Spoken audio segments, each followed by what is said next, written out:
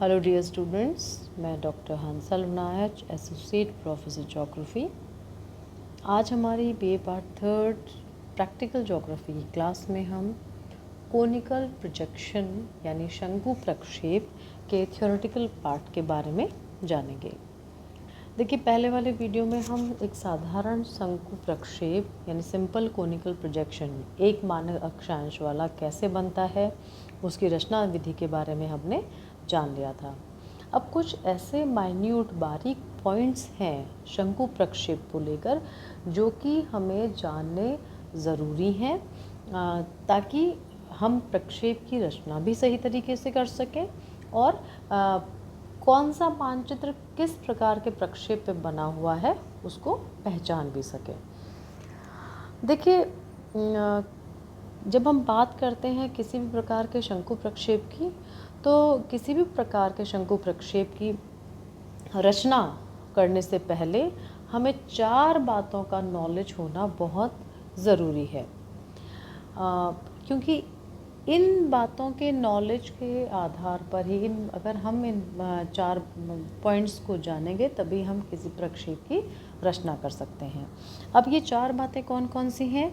देखिए, सबसे पहला सबसे इम्पॉर्टेंट है मानचित्र प्रक्षेप की मापनी, यानी जिस चीज़ पर हमारा प्रक्षेप बनना है, जिस आधार पर हमारा प्रक्षेप बनना है, उसकी जो स्केल है, मापनी है, वो क्या है।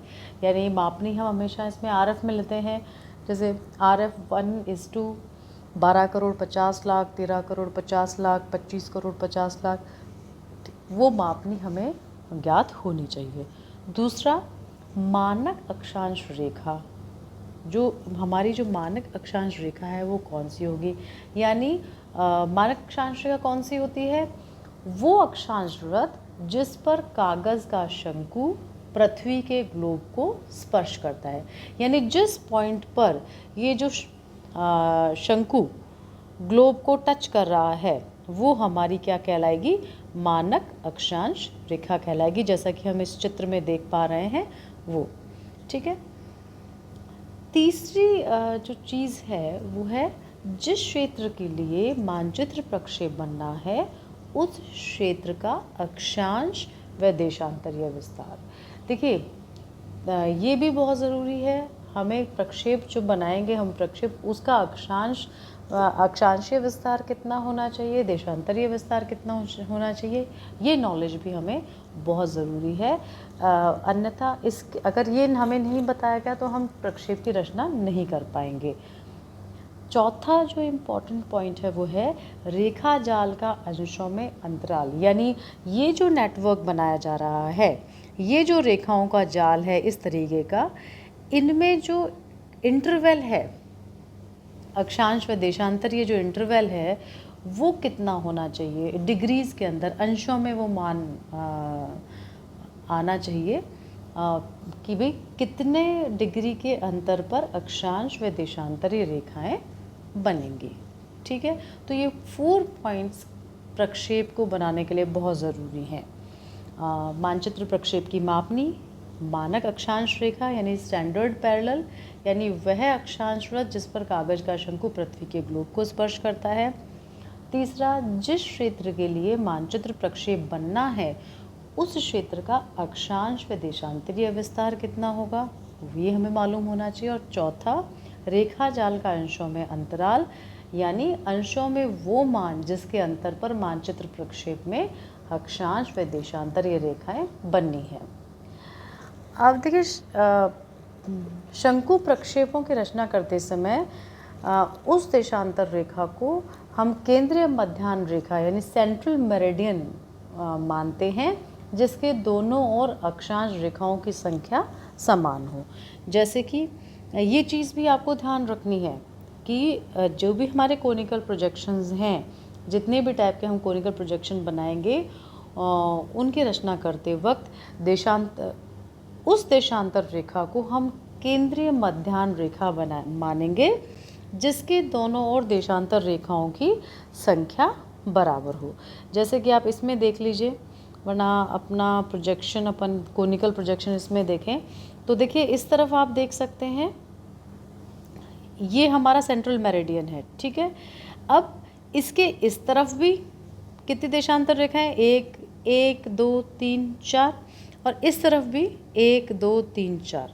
तो उसी रेखा को हम केंद्रीय मध्याह्न रेखा मानेंगे जिसके दोनों तरफ ये जो देशांतरीय रेखाएं हैं वो बराबर हो। इस तरफ भी चार हैं तो इस तरफ भी चार, तो बीच की जो रेखा होगी उसको हम क्या मानेंगे, केंद्रीय मध्याह्न रेखा। तो ये क्लियर हो गया पॉइंट। अब जैसे कि एक उदाहरण और है कि मान लीजिए 15 डिग्री पूर्व से 75 डिग्री पूर्वी देशांतरों के मध्य स्थित किसी क्षेत्र का हमें मानचित्र बनाना है, उसमें शंकु प्रक्षेप के द्वारा बनाना है। और अगर अब हमने इंटरवल, अंतराल जो हम डिग्रीज का रखते हैं 15 डिग्री है, तो इसमें क्या होगा, आप 15 डिग्री का अंतराल है और अपन को दर्शाना क्या है, देशांतरीय विस्तार 15 से 75, तो कुल कितनी रेखाएं बनेंगी 15 से 75 के बीच में, बताइए। 15 डिग्री, 30 डिग्री, 45 डिग्री, 60 डिग्री और 75 डिग्री। देखिए हम 15 डिग्री से शुरू करते हैं, ठीक है। 15 डिग्री हमारी अक्षांश रेखा है, ठीक है। अब 15 डिग्री को हम अगर मानते हैं तो फर्स्ट 15 टू 75 हमें एक्सटेंशन करना है, ठीक है। तो 15 टू 75 की जब हम बात करेंगे, 15 डिग्री आ गया, उसके बाद हम बनाएंगे 30 डिग्री, उसके बाद हम बनाएंगे 45 डिग्री, उसके बाद हम बनाएंगे 60 डिग्री, 15 जोड़ते जाओ उसमें, 60 डिग्री, और उसके बाद हम बनाएंगे 75 डिग्री। 15 में 15 जोड़ा 30 हो गया, 30 में 15 जोड़ा 45 डिग्री पे आ गया, 45 में 15 जोड़ा 60 आ गया, और 60 में हमने 65 जोड़ा, 15 जोड़ा 75 आ गया। तो यानी 5 देशांतर रेखाएं की संख्या होगी। इसलिए किसी भी ओर से गिनने पर तीसरे क्रमांक वाली जो देशांतर रेखा होगी, यानी 45 डिग्री पूर्व देशांतर, वो हमारी केंद्रीय मध्याह्न रेखा, उसको चुना जाएगा। क्योंकि तीसरे नंबर की जो होगी, आप इधर देखिए, जैसे हमने ये 1, 2, 3, 4, 5 देशांतर रेखाएं बनाई। अब यहाँ से हम चलेंगे तो तीसरा नंबर की आ गई मध्याह्न रेखा, यहाँ से हम चलेंगे तो भी तीसरा आ गई, यानी इस रेखा के इधर भी 2 देशांतर हैं, इधर भी 2 देशांतर हैं। तो दोनों, वो रेखा जिसके दोनों तरफ समान देशांतर रेखाएं हों, यहाँ पे भी 2 देशांतर रेखाएं, यहाँ पर भी 2 देशांतर रेखाएं, तो वो क्या कहलाएगी, हमारी केंद्रीय मध्याह्न रेखा कहलाएगी। तो अभी तक के ये पॉइंट्स आपको क्लियर हो गए, किन किन बातों का हमें मापने का ध्यान रखना है। मानक अक्षांश जो हमारा स्टैंडर्ड पैरेलल है, जिस पे कागज का शंकु पृथ्वी के ग्लोब को स्पर्श करता है, वो है। मानचित्र प्रक्षेप का अक्षांश व देशांतरीय विस्तार, और जो अक्षांश और देशांतरों के मध्य जो रेखा जाल बनेगा अक्षांश व देशांतरों का, उनका जो अंतराल है वो कितना डिग्री है, ये हमें ध्यान होना चाहिए। अब हम लेते हैं हमारा एक मानक अक्षांश वाला साधारण शंकु प्रक्षेप, यानी simple conical projection with one standard parallel. इसकी रचना विधि हम सीख चुके हैं, और इसका जो आधार चित्र है वो आप इसमें देख सकते हैं। ये आधार चित्र है, ये फिर फुल प्रोजेक्शन है। हमने इसमें RF दिया था, तो पृथ्वी के लघुकृत गोले का हमने अर्थव्यास निकाला था।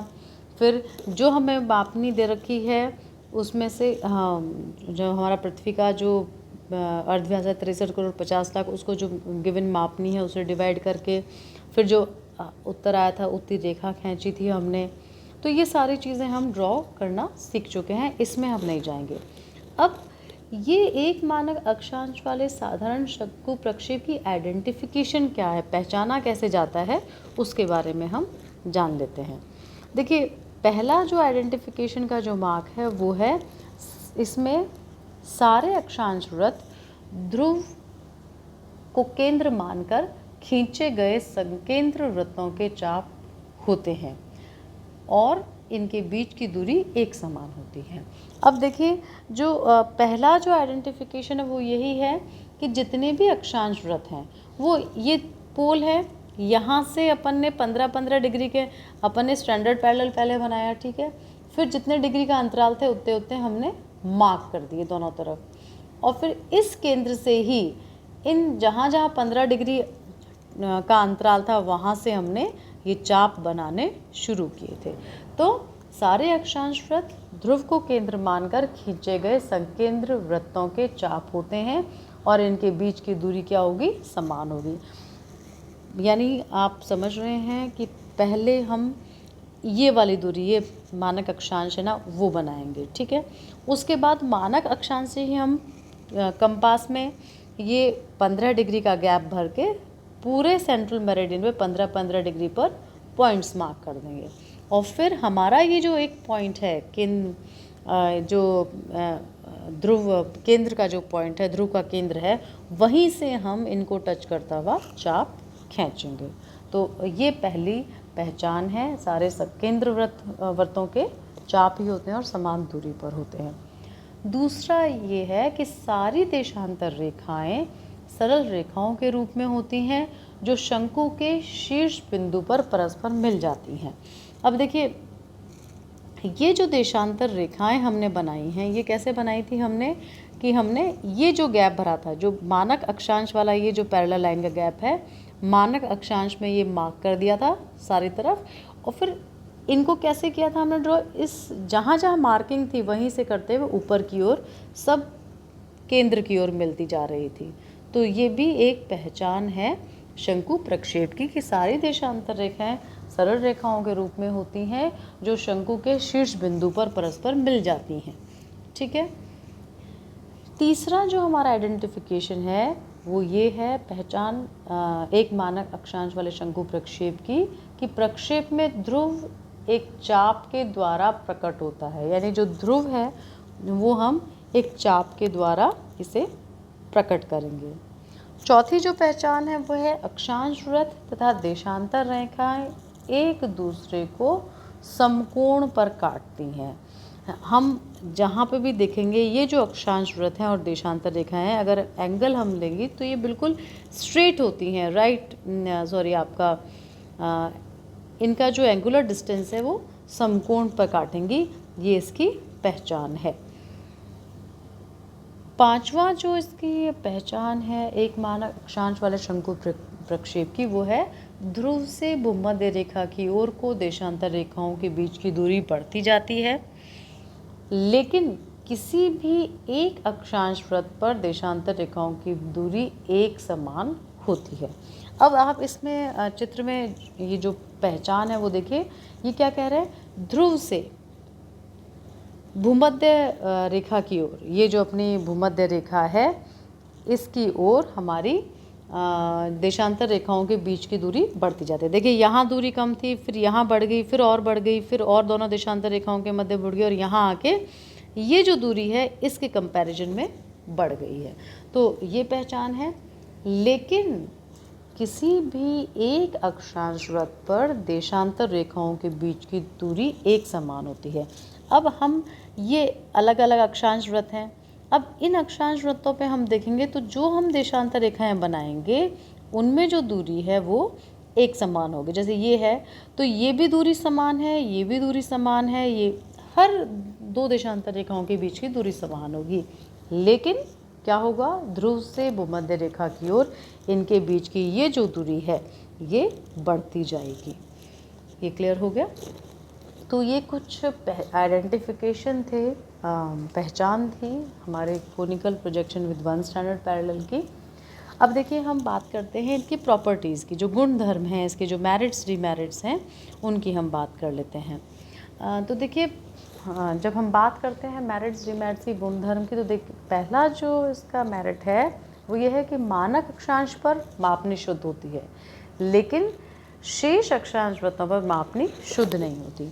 यानी ये जो हमारा मानक अक्षांश है 45 डिग्री स्टैंडर्ड पैरेलल, वहीं पर स्केल शुद्ध रहेगा, और जिस क्षेत्र में इस 45 डिग्री पैरेलल पे जो स्केल शुद्ध रहेगा तो इस पे जो भी मानचित्र बनेगा संसार का वो अकॉर्डिंग टू स्केल और त्रुटि रहित मानचित्र होगा।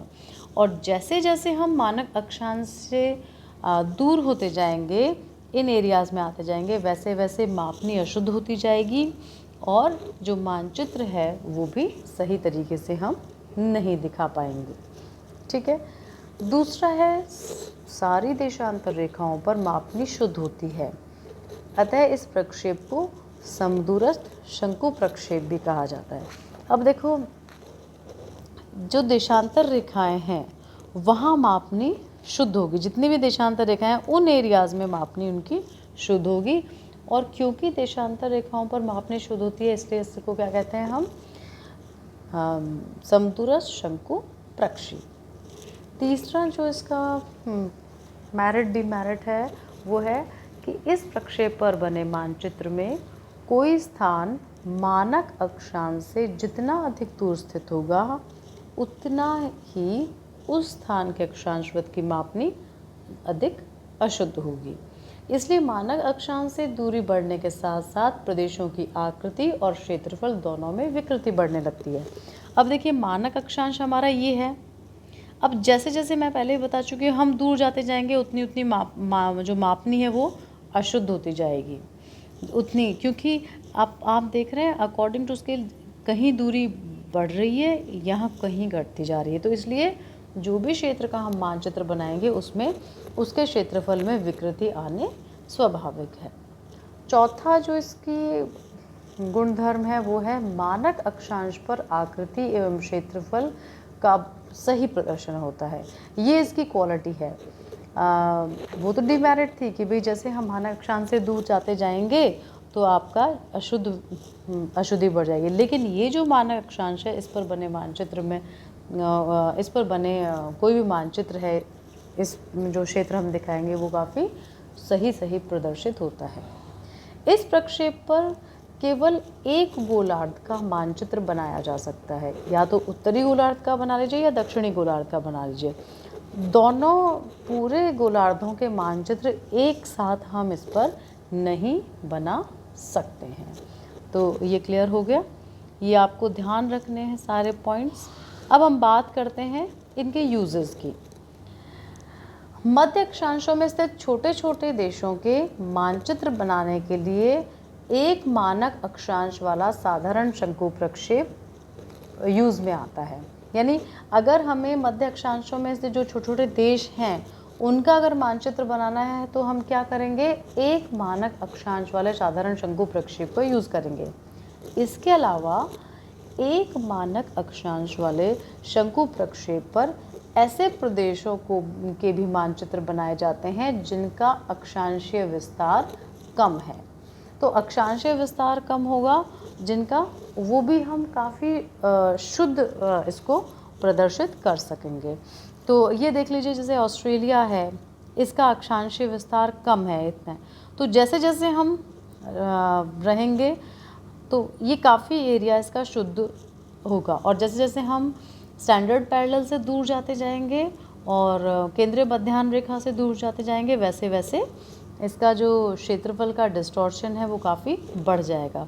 तो आप देखिए, काफ़ी जहाँ सीमित क्षेत्रफल है वहाँ हम उस क्षेत्र का जो मानचित्र है वो एक मानक अक्षांश वाले साधारण शंकु प्रक्षेप में सही तरीके से प्रदर्शित कर सकते हैं।